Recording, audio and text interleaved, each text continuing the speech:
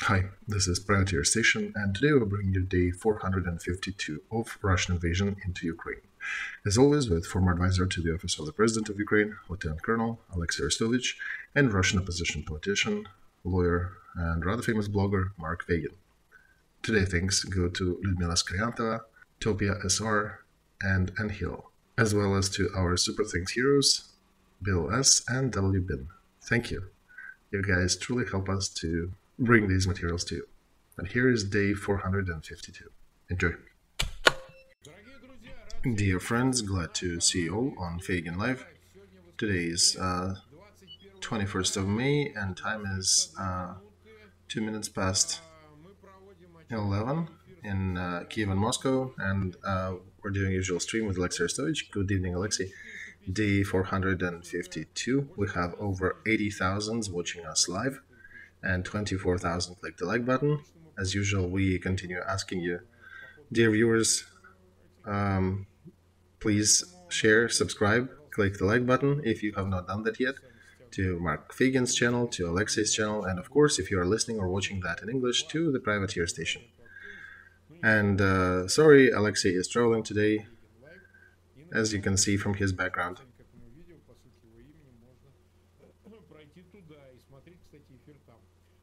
Alright, since our conditions are somewhat on the go, I don't know if you ever gave a live stream from the car. No, Mark, it's the first time. Well, everything is sometimes the first time, so let's start with the summit G7 in Japan. There we heard several statements about providing F-16s to Ukraine with different limits for use of these vehicles over the territory of Russia, meaning not Ukraine, not occupied territories of Ukraine like Donbass and Lugansk, but over Russia proper. And Biden was making a statement that they are not to be used over the territory of Russian Federation. But regardless, Ukraine is still getting that, and also Ukraine is getting more storm shadows. So far, no ATACMS, though. Well, Mark, I think there was a more important statement made there, which I believe is that G7 will be trying to achieve the goal of Ukraine in its former boundaries and its proper boundaries, and it's more important than providing us weapons. And the second one is that the big seven understands peace in the same manner as it is understood by Ukrainian President Vladimir Zelensky. These two major signals are the answers to a lot of rumors about freezing over the conflict, about letting Ukraine go to counteroffensive and then freezing situation as it is. This position of the main club of the world, and the position is help will be provided to Ukraine until the last Russian soldier leaves its territory. And F-16s, long-range missiles, Death Stars, they're important tools, but they're just tools for our troops. And we should probably advise our viewers to learn to concentrate on these news better than on the pictures of F-16s being delivered and all that. This aspect of news, in my opinion, is more important. So, three key elements: no soldiers, no Russian soldiers on the territory of Ukraine, peace, as it is understood by President Zelensky, and, of course, military support, continuous military support. And this is the political formula of Ukrainian victory in this war. And G7 just declared that they will be working towards this result. And it is the main news for today. Maybe it is the main news of the whole war. This was actually sounded, this was voiced out in the first Rammsteins in 22, then it disappeared, and then there were other conversations, but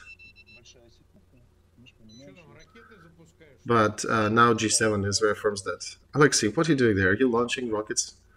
Yeah, in parallel, right?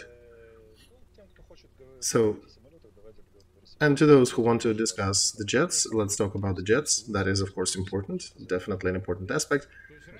Most likely they'll get here by autumn. You don't think they'll get here sooner? I do not know. I suspect. I can deduce that from different elements of this announcement. And we need to understand that jets are not immediate remedies to win this war.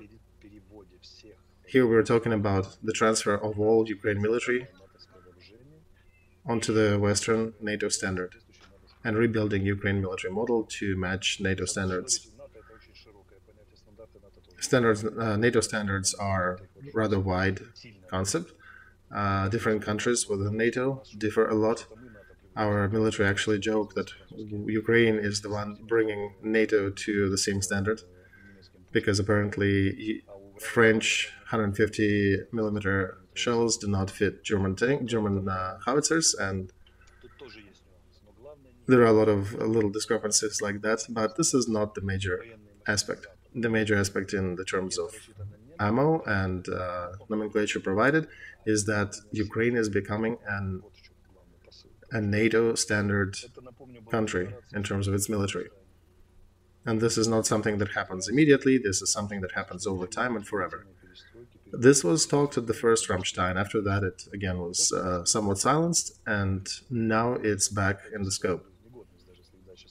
And it is more important than the transfer of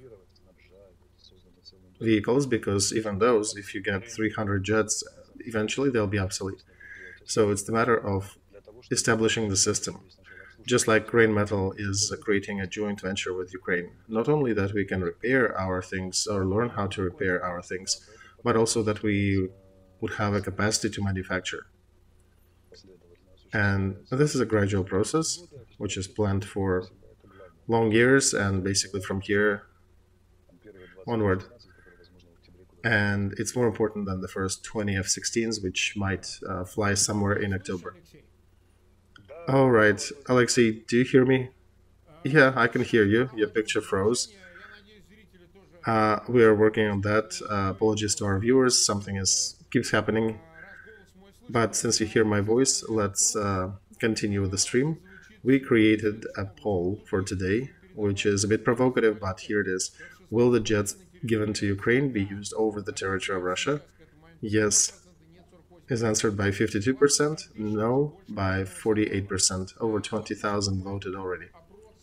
Why are we asking it in this manner? This is about the limitations that are imposed on F-16s by United States. Biden mentioned that in his speech, that these jets are not to be used for the attacks on the territory of Russian Federation. But on the other hand, what does it mean, the attacks on the territory of Russia? Because Ukraine can legitimately target the outposts, the Russian military sites that launch missiles towards Ukraine. Mark, hang on. Let's stop some speculations here. Ukraine does not have declared political goals, targets on the territory of Russia. Our goal is to liberate our own territory to the state of August of 1991. Including Crimea and Donbass regions. We're not going to conduct military operations on the territory of Russia. We're not looking to capture anything on the territory of Russia. So here our goals are pretty straightforward, and we don't need to use these assets on the territory of our foe. We have a ton of their targets here. Our land is saturated with the occupants' targets. And the goal of this military campaign is that Russia would lose their capability to carry out these operations in the future. And if we are successful, then there would be no targets left in Russia. after this military campaign. They'll just have wasted most of it here.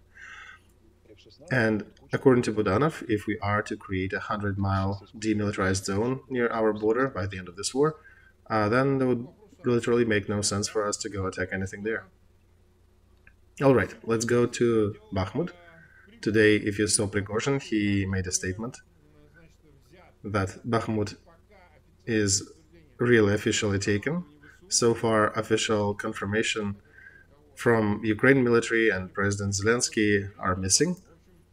There are some rumors that Zelensky may have confirmed that, maybe have not confirmed that, but despite that, Prigozhin, the leader of private mercenary corps Wagner, said that it is occupied by them and that until the end of May they will try to fortify their positions and will transfer Bakhmut to the Ministry of Defense of Russian Federation for future holding and future activities. And besides that, Putin actually congratulated Wagner with their achievement. If we remember, not too long ago, Putin did not even mention them when he was holding a special event and was thanking a lot of participants of so-called military operation. He completely omitted Wagner, but now he actually congratulated them. And that's after Prigozhin's rough statements in the last couple of months about that asshole grandpa and all the activities and arrows targeted at the leaders of the military of Russian Federation. So what do you think? What do you think it means overall? Mark, all that capturing of Bakhmut is games within Russian Federation. And these are games between Wagner, Minister of Defense, and political leadership of Russia. We have the statement of our president that Bakhmut is not occupied. We have a statement of our Vice Minister of Defense, Anna Mahler, who says that our troops are still fighting on the western side of Bakhmut. And Syrsky, the commander of the Eastern Front, said that we're still holding Bakhmut and will use our platform there for future operations. And whatever Prigozhin is coming out now is a sneaky way to announce it. Nobody is really measuring your goals in the military theater by cities and towns. They're measured by regions. And if you're a military educated person, you cannot announce the capture of Bakhmut as a city when you have your foe standing on the hills around Bakhmut and controlling most of it with their fire and artillery, and also holding a bit on the western side. That's why in the military they're saying that the region is liberated, or the region is occupied, or the region is taken. So regardless of Putin's statement, that congratulatory statement toward Bakhmut, and Wagner, they've been storming it since the August of last year. Since October, they're storming it with more effort. And the question is, so to take a regional center, how many forces are you eager to waste? Just like they took the Donetsk airport back in the day. The defense region was consisted of airport, Vodяной, Spartak, and Pesky. Out of 4 major joints of that defense line, they took that box of Donetsk airport and congratulated that. And they celebrated and laughed and gave orders and awards to each other. But have they moved ever since? Maybe a little bit in Pesky, and that's it. They still have not taken that region. So same with Bakhmut. If we are controlling the highlands around it, would it change anything? And one would also ask, where are those 100,000 people that could be rather useful in other parts, for example, in Zaporozhye direction or Lugansk direction right now? They have wasted them. They don't have them. Plus, Syrsky, our commander of the Eastern Front, is saying that situation is very fluid. Today they announced that they've taken something, but tomorrow the situation might be very different. I have a certain irony when I hear Bakhmut commenting their achievements. This is the games in the triangle of the administration of President of Russian Federation, private mercenary corps of Wagner, and Minister of Defense. So Wagner is also peddling their other story that they took Palmyra back in the day, and then when they left, it was reoccupied under Russian military, and Russian military wavered, and Wagner had to return back and take it again. So it is political games, and there are rumors now that Wagner is being dropped to Krasnogorovka in Avdiivsky region, and our commentary on the field are saying that some of the Wagner troops are likely to be dropped there, and it may become a little more difficult in Avdiivka for our troops, but so far near Bakhmut we're still removing the elements of their pincers, and frankly the region of defense is not taken. Bakhmut defense region is still solving main tasks that it was given, to hold the enemy and to waste their forces and to prepare situation for the military of Ukraine to act in a different area. And if you calculate, if you had Bakhmut and Solidar together, they probably that would probably get to 160,000. 160,000 they could definitely use somewhere on this front, which they don't have. And this is the result of their idiotic military concept and goals that they were given to their people. And what are the perspectives? Even if, imagine they've taken Bakhmut, so what? Well, they don't answer this question. Exactly, because there is no answer to it.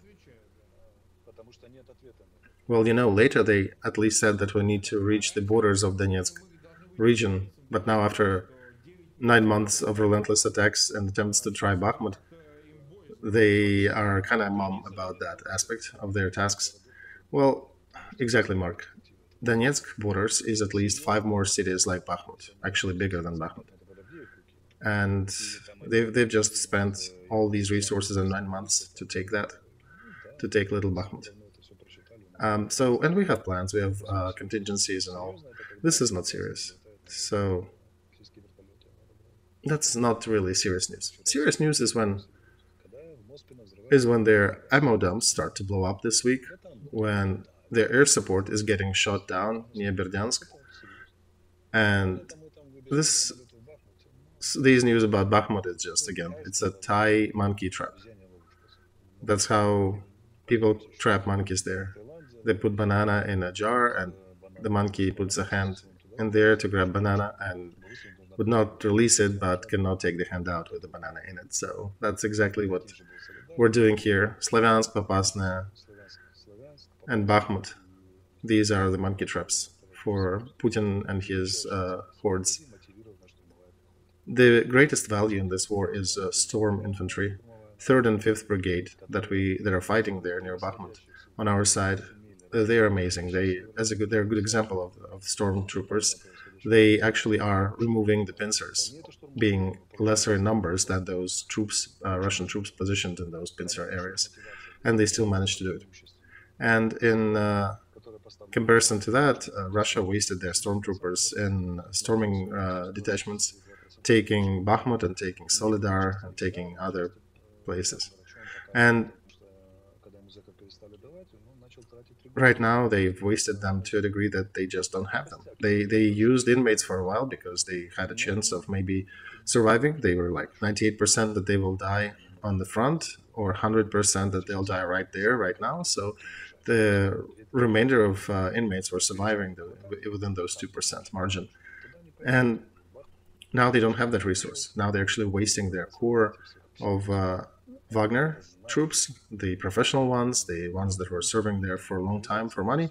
And there are not too many celebrations. They're actually done in terms of their fighting capacity to a great degree. That's why Prigozhin is screaming and is really upset, because he sees his main core of Wagner wasting. And okay, so there was another news, Olexiy, I want to concentrate on. Prigozhin was also making a statement that they shelled some spot where Zaluzhny visited, and in Russian media they're discussing that maybe Zaluzhny was killed, and they shelled even Syrsky as well. Well, Mark, if I had 2 phones, I would have called Valery Fedorovich in during our stream. All right, so maybe you can support the idea that he is still alive. How often do you talk to him? Very, very often, Mark. Often, often? Yes, often, often. Don't forget that we are good friends for 28 years. You know, people are asking, and I would want somebody alive to confirm that Zaluzhny is alright. Mark, let me say it this way. Zaluzhny just liked my post about an hour ago, and I know that he doesn't relinquish his social to anyone. Well, I had to check, right? So just that action is a quick note without even calling him that he is alive and well. So we're continuing with our unscientific poll. Will F-16s be used over the territory of Russia? It's provocative, but why not? Yes is answered by 50, sorry, by 49%, and no by 51%. 44,000 voted. We're waiting for the rest of you to click that button and see the results. And do not forget, while you're doing that, to click subscribe button, to click the like button, and to subscribe to Feygin Live, to Olexiy Arestovych, and to the privateer station if you are listening or watching that in English. Sorry about technical issues this stream. We are doing it live. Things happen, so... And we'll try to cut these noises and other things that are happening in the stream later, in the material that we post later, but when you're watching it live, yeah. So let us show the map now. You won't see it, but just to go over it, is there anything happening besides Bakhmut? We're curious about Kremenная as well. Is there anything happening there in the north? Yeah, they had some attempts in the forested area to advance. They failed, so there are local tactical skirmishes which do not provide major input to the war theater. However, to the soldiers fighting on that front, of course, these battles are rather real. And from our standpoint, we're looking at the very strategic level with consideration to the international politics and other things. These are local fights. And what about Kherson down south? Why I'm asking is that there were some publications, we even tried to discuss them briefly, that one of the options for Ukraine operation would be Ukrainian special operation to cross Kherson and to cross the river next to Kherson, to cross Dnieper, and to continue the operation there. Well, Mark, such an operation is a very special one. In order to do that, you need to have a very high degree of fire cover to provide to them. And it is not simple. It is just not simple. So ideally, if you are to do that, you would need not one brigade, but maybe 5 brigades. But even one in the current conditions, I wouldn't even consider that as a serious possibility, because at present we are doing artillery duels there, we have aviation working there, but to believe that 2 brigades of Ukrainian military proudly crossing on boats Dnieper and getting to the left bank, it's hard for me to see that. And we're not doing any psyops there as well. It is just a complex area, and we have a good strategy there to hold the situation under control. We have a lot of targets, and we are distracting them to hold the front line there. That means that as long as they have some troops in Kherson region, they're not going to be used someplace else. We have been 27 minutes live, have a little more time. Let's talk a little more about the consequences of Zelensky's visit to Europe and the East, the Middle East. He visited Europe, he also visited Saudi Arabia, and Assad, by the way, Syrian dictator, was present there. He even took the headphone out when Zelensky was making a statement. Zelensky made a statement in English, and he did touch upon the Ukrainian Muslims in Crimea and their destiny. He was actually accompanied in his delegation by Ukrainian Tatars and Jamilev. So I just wanted to bring that as a Jewish president visiting the Arabic Congress and telling them about their efforts to protect Muslims during the Russian invasion. So that's a little surreal, right? And the role of Saudi Arabia is interesting. They don't, I think, quite care about those Uyghurs and the Muslims oppressed in China, and probably not so much about Crimea as well. And frankly, Muslim Sunnis have not really supported those Muslims that were occupied by Russia in the Crimea. We haven't heard anything from the League of Arab Nations about that. But here we have Ukrainian president making a thesis that Ukrainian authorities, Ukrainian military are defending Muslims, the Sunnis, in the times of Russian aggression, and actually following the Chinese initiative.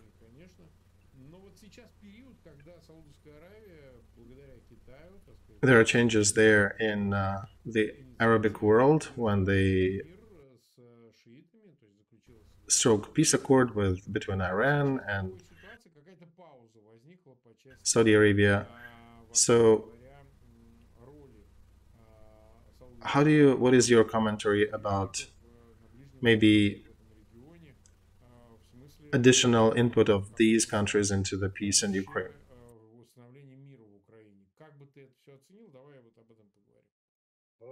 So let's address that in orderly fashion. First, Iran and Saudi Arabia were made friends by Iraq and Oman, not China. China was given a PR element of that deal because Saudi Arabia has very complicated relations with Biden administration. Prince Salman has issues with them, so they gave the PR element to China. And after United States withdrawal from the Middle East, Saudis are making their own politics there. It's not pro-American or pro-China. It's balanced in their interests. And it's targeting the picture of the future of the Middle East without the influence of the United States. And the United States, have lost quite a few elements there, including the recent loss in Yemen, bureaucratic political loss in Yemen, where they're withdrawing as well. So there are a lot of nuances there. But as for Ukrainian military defending Muslims, I would also say that Sunni Muslims are defending themselves. They are fighting in the Ukrainian army as well. We have a battalion Crimea fighting in our armed forces since 2014. And the third is about our president and the results of his visit. One of his strongest sides, as every person, he has strong sides, weak sides, of course, and his personal strongest side, Zelensky, Vladimir, is ability to establish great contacts with people and to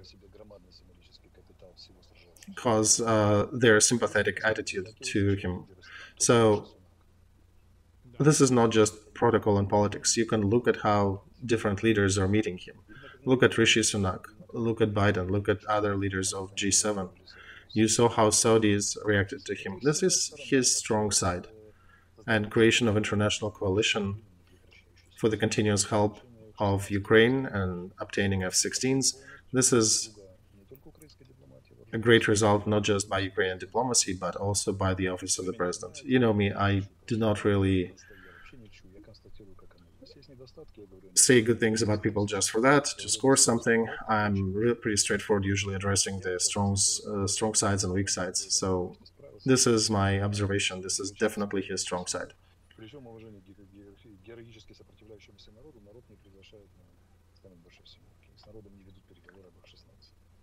And frankly, people are saying often that it's Ukraine that is fighting, Ukraine that is holding.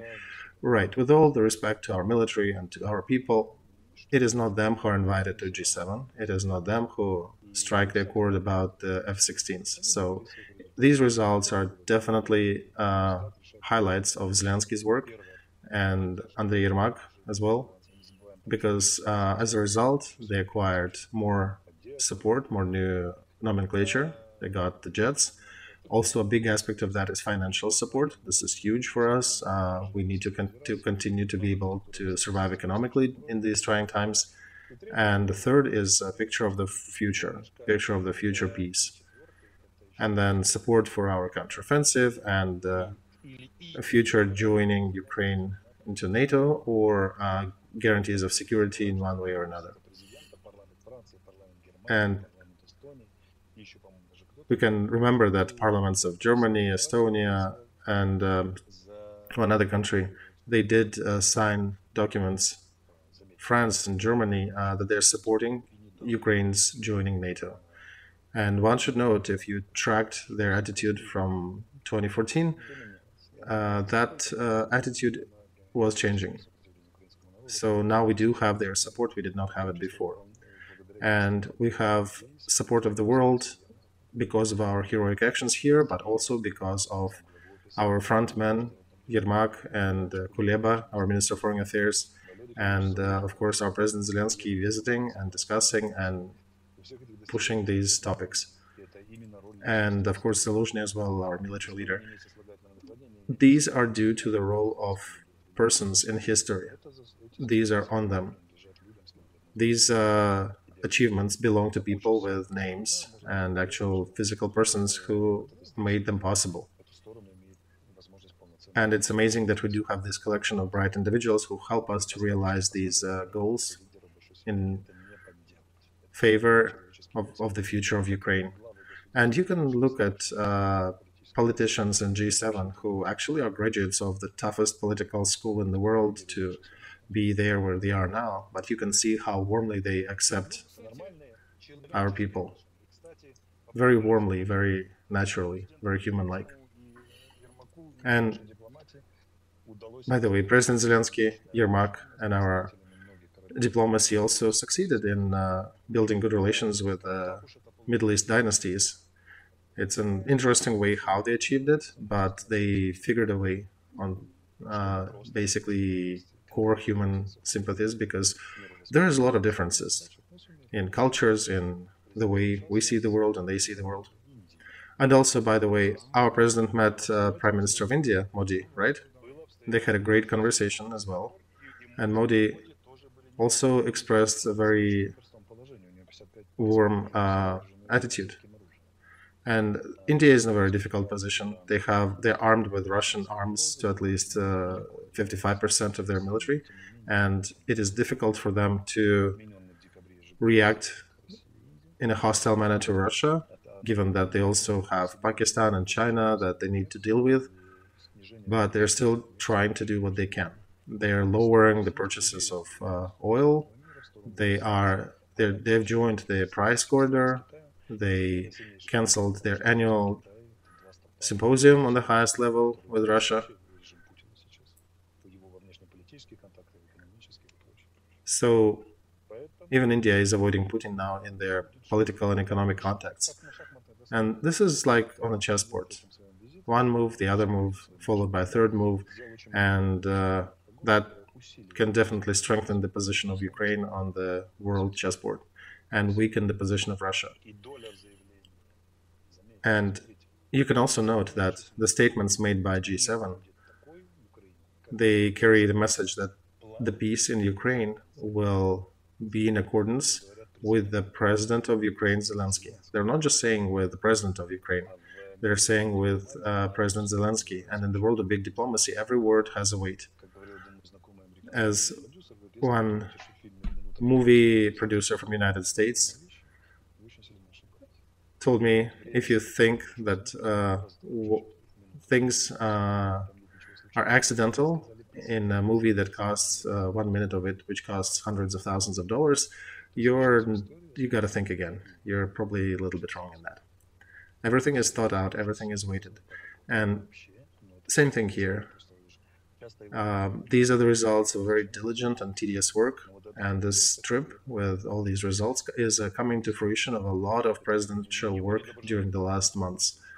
And this is the message to all his haters that Zelensky is doing nothing. Well, these are the fruits of his work. He's doing great.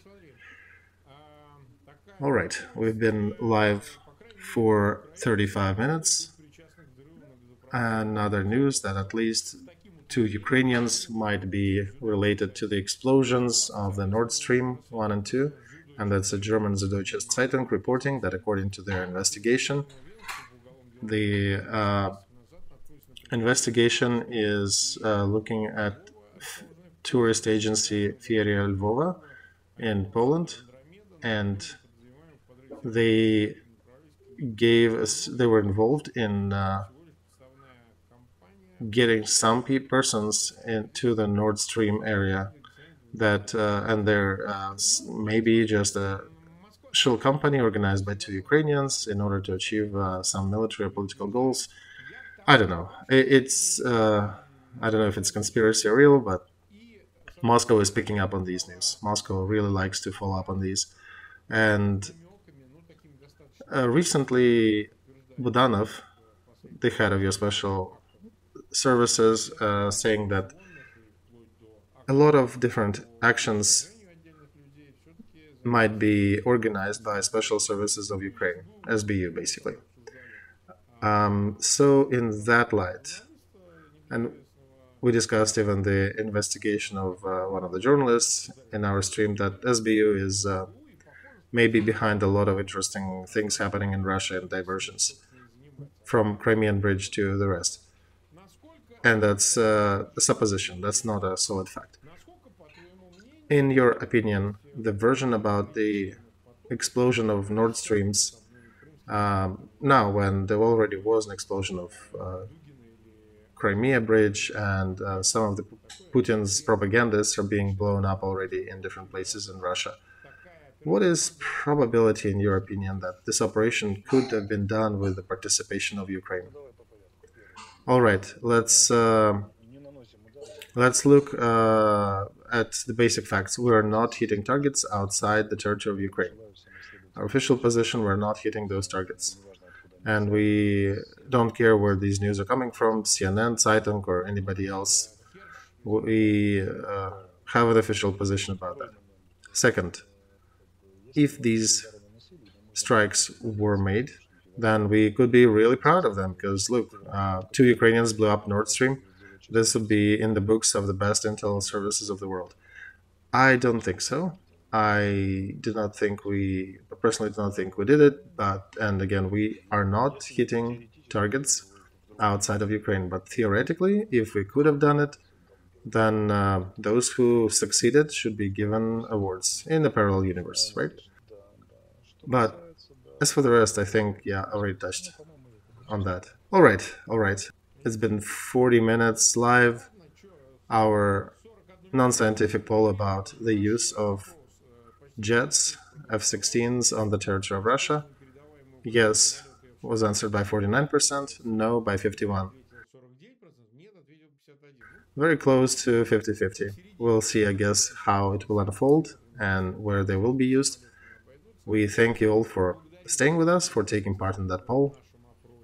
And 244,000 watched us live on my channel and click the like button. Olexiy is moving today, so tomorrow at 10 p.m., the usual time, we'll do the usual stream that we didn't touch upon today. All right. So we'll see you tomorrow. I thank Olexiy for joining us from his vehicle. Thank you, dear viewers. Do not forget to click the like button, share, and subscribe if you have not done that yet, to Feygin Live, to Olexiy Arestovych, and to the Privateer Station. And we'll be waiting for you tomorrow, and we'll see how good your internet will be. Thank you all, Kostya, Mark, dear viewers. See you tomorrow. Good luck.